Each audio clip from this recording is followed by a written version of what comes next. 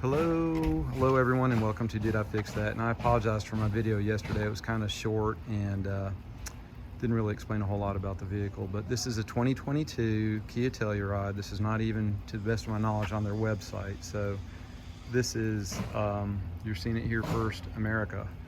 Live from Myrtle Beach. So anyhow, I don't know a whole lot about the differences between the 20 model and say the 2022s, other than the most striking thing and polarizing to a lot of people is this new emblem on the front. This is the SX Nightfall edition. I'm kind of disappointed that that's not black, to be quite honest with you. I don't know what the rationale is for that, other than maybe it was cheaper to just make them all silver. But at any rate, it is what it is. So the SX, we've got these proximity parking sensors here in the bumper. Got some LED driving lights. The Nightfall package includes like the blacked out trim going down the sides. Normally that would be kind of like a stainless looking material. Black rims with the new center caps. And this comes with Michelin tires. They're 245/50 20s. And they are the Primacy LTX. And we'll step around to the back of the vehicle so you can take a look at that. Once again, the silver emblem instead of black. That might come off altogether. I'm kind of unsure as what to do with that. Squared exhaust tips. Since this is an SX Nightfall, it is automatically all-wheel drive. As such, you can see it's got a rear differential right there, and full-size spare. So when it's locked, you can see the mirrors are kind of like in the tucked-in position.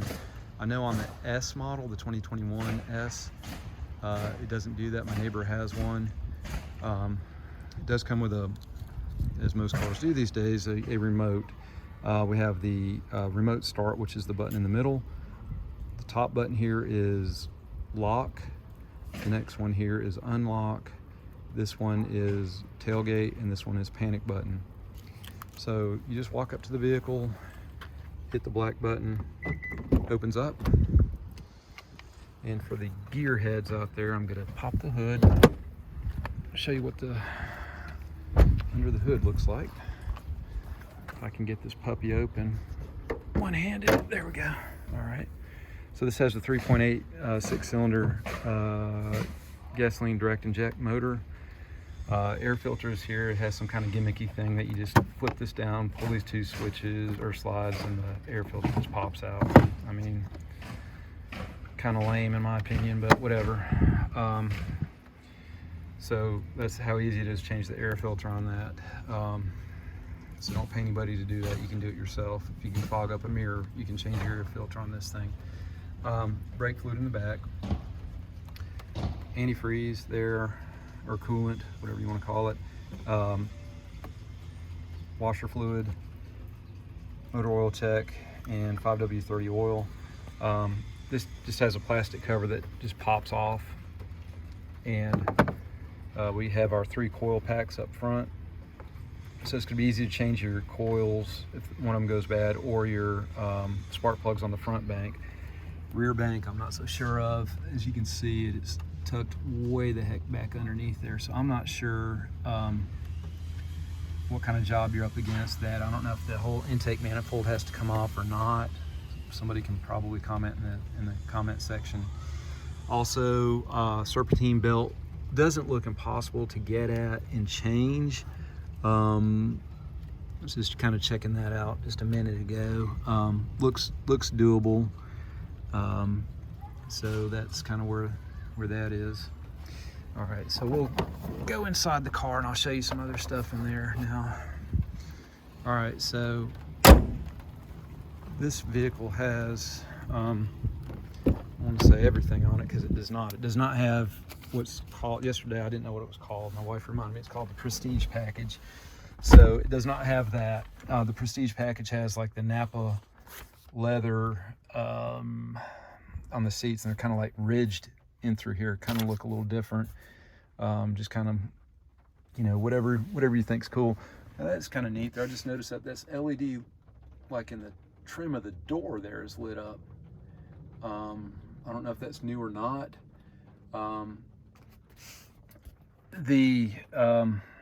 Up front, we do have, it's a Harman Kardon stereo, and it sounds really nice. It has some kind of fake wood style stuff. New emblem there on the steering wheel. Probably more importantly, everybody wants to know what the price of this thing is. So the base price, as you can see there, is $44,590. We do have the white paint, which is $495 option. The Nightfall edition is $1395, and carpeted floor mats, $210. Yeah.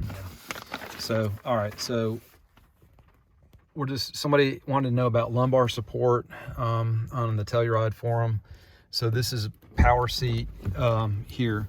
So, you know, forward, backwards, up, down, kind of tilt. Then this is the seat back. And then this is like lumbar, inflate, deflate. So that's all it does, inflate, deflate. That's it. Passenger side does not have that. This vehicle does come with heated or cooled seats, only on the front, okay? And for the passenger as well. We do have, which thank God they've got it, we have the auto start function off, and that's where when you pull up to the red light, it cuts on and off for you to save gas. Maybe I'm old school. I've always been told that's the worst thing you can do to a motor is starting it, because the oil pump's not running and lubricating everything. Then we have a couple other buttons. To be honest with you, I haven't even pushed them yet, but here, let's kind of start this thing. So we put, you touch the button down here to start. And here's the dash start up. All right, I guess we're in accessory mode. So this is the stereo, volume. Comes with Sirius XM, I guess, for, I don't know how long it is, 3 months, 6 months, a year, who knows. So this is the volume. This is the channel change over here. All right, so we'll hit it one more time to actually turn the vehicle on.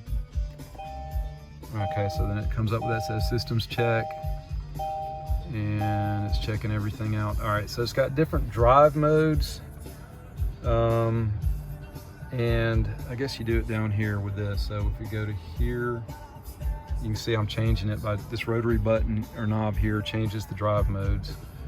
So eco, comfort, sport, smart mode, and snow mode, I guess, for people up north. It does have front and rear air, so you can hit rear and then I guess increase. Now this is the front. I'm gonna have to figure out how to do that, control that, but I know that sitting in the back there's a controller right here in this area that does the heating and the cooling for the back. Let's see, this button, I don't know what that does. Okay, nothing yet. View, I don't know what that does either. Okay, so anyhow, all right, let's start this thing up. Sorry guys, I don't know a whole lot about it. All right, so it's started now. Let's turn this down here. Okay, so, all right, somebody want to know about dashboard. That's what the dashboard looks like. We have a tachometer, so, and speedometer. They are analog, they're not digital. So if I hit this button here, this does kind of like the page. So we'll go to various things. So we have compass, and then if I go to this button up and down, it'll scroll to different functions within each page. So that one doesn't have anything. So tire pressure, you have to be driving to have that pop up. If this thing will focus, please. There we go. Lane, keep assist, attention level.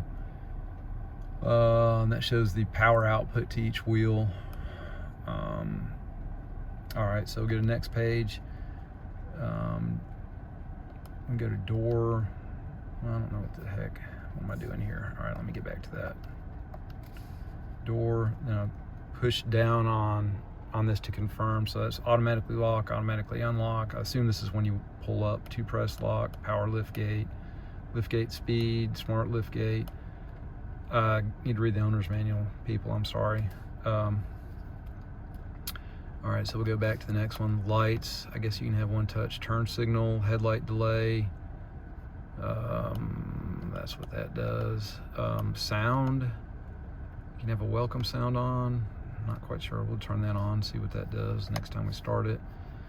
Hit back. Convenience functions, seat slide, easy access. I guess that goes back and forth when you get in and out. Rear occupant alert, so you don't leave your children in the car. Traffic information, wipers, that kind of stuff. Okay. Icy road warning. It's got all kinds of stuff on here. Service intervals.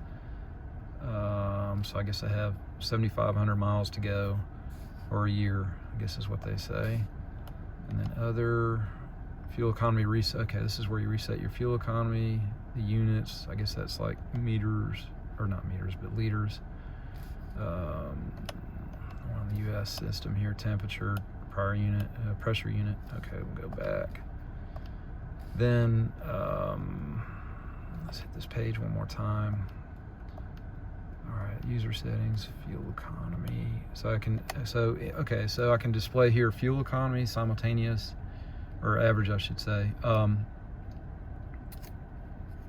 many miles we have on the car is 59, been averaging 18 miles per gallon. Basically, I'll be honest with you, we've been sitting here idling, messing with it. Digital, and then drive mode. We'll get it out of snow. We don't live at the beach, or we live at the beach, we don't live in the mountains, so we'll just put on comfort, I guess. Okay. One thing I thought was pretty interesting was if you put on your directional signal, it's going to pop up a display of what's going on. So there's the sidewalk, and then I guess if you're, and then the street view. That's pretty neat. If I hit, let's see here. Now, if you hit reverse, like if I'm trying to park the car, I thought this was pretty cool. It kind of shows right here in my display. Okay, so if I move the steering wheel, you see the blue lines. So that's moving, kind of your projection of where you're going. And also, it gives you a 3D of where you are in the parking spot. So you see I'm moving there, perfectly centered in the parking spot. Thought that was pretty neat. Let's see, it does have, I guess, auto hold. I guess that's if you're at a stop sign or something. Just hit that button and it'll hold the vehicle without your foot on the brake. I assume that's what that is. What else can I tell you about this thing? We'll cut it off and step outside and I'll show you some more, but I guess it has map here. So it'll pull up map, maybe. Yep, there we go. Navigation. So I guess you can, I assume this is touchscreen. Yeah, it is. Okay. So it'll do all that kind of fun stuff for you. You can hit radio. Get back to that. Media, I guess you can load your own songs on here or something. I don't know. Okay, so yeah, it's something I thought was kind of interesting. It has the sounds of nature. So you can, you know, listen to pleasant sounds or whatever, I don't know, calm sea waves. It's got all different kinds of stuff. Here, I'll show you in the back while it's running. All right, so here's the rear air deal. So I can turn it off if I want to. I just want cool.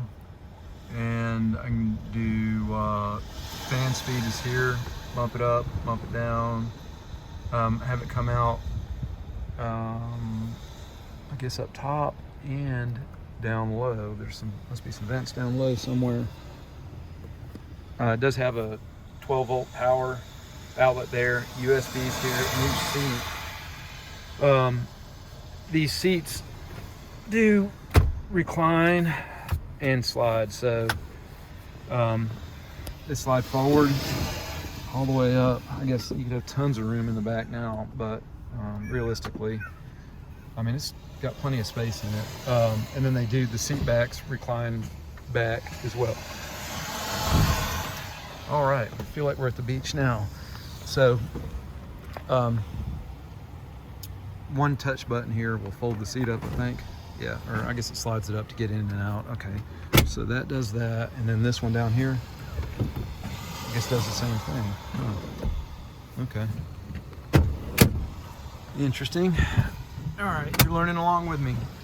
All right, and then back here, just you can open by hitting a button underneath there or on the key fob. And you you just pull these things and the seats go forward for you. And then you do, if you want to fold your seats, your second row, you just hit that button. And then that one will fold forward or lay down flat. So I guess if you had a sheet of plywood or something you're trying to put in here, you could do that. Let's see here, we've got a little cubby underneath here for storage, and also that where that says spare tire, you take that off and there's like a thing that's like a lug nut, and you twist that and it'll lower the spare tire down for you. Something else I did notice that I thought was interesting, and I'll have to read and see how to do it, but here it says that you can adjust the opening height of the tailgate. So that would be important if you have a parking in a garage that has a very low garage door. You don't want to bang it. And to close it, you can hit that button, or you can hit your key fob. And that's pretty much a complete walk around of this vehicle. If anybody has any questions about it, just ask in the comment section, and I will do my best to answer them. Thanks again for viewing. Please subscribe, and I'll upload some videos pretty soon on how to do the blackout of the emblem, so it looks like in my opinion, a proper Nightfall edition. All right, thanks again.